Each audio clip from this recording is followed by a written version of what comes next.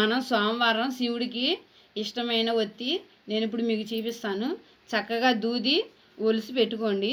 ఒలిసి పెట్టుకుని ఇదిగోండి ఇట్లా పోగు తీసి ఒక గిన్నెలో పక్కన పెట్టుకోండి. ఇదిగోండి ఇట్లా ఒక పక్కన పెట్టుకోండి. దీన్ని ఇదిగోండి రెండేళ్లకే ఇదిగోండి 27 ఇదిగోండి 2 ఏళ్ళకే 27 పోగులు ఇదిగో ఇట్లా వేసి పక్కన పెట్టుకున్నా.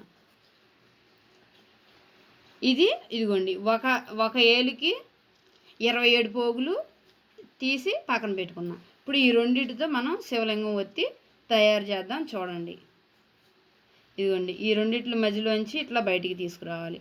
దీన్ని మధ్యలోకి తీసుకెళ్ళాలి. ఇదిగోండి మళ్ళీ ఇట్లా పట్టుకుని ఇటు చివర ఇట్లా పట్టుకుని దీంట్లో నుంచి ఇదిగోండి ఇట్లా దీంట్లోంచి దీంట్లోకి బయటికి తీసుకోవాలి. ఇదిగోండి ఇట్లా కనపడుతుంది. ఇట్లా తీసుకోవాలి. ఇట్లా తీసి ఈ చివరిది ఇట్లా లాగాలి. ఇదిగోండి చక్కగా ఇట్లా మూడెళ్ళే పడిపోతుంది. ఇది శివలింగం ఒత్తి. ఇదిగోండి శివలింగం ఒత్తి.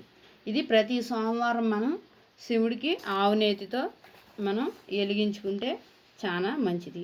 మీరు కూడా ఇట్లా చేసుకుని శివుడికి వెలిగించుకోండి.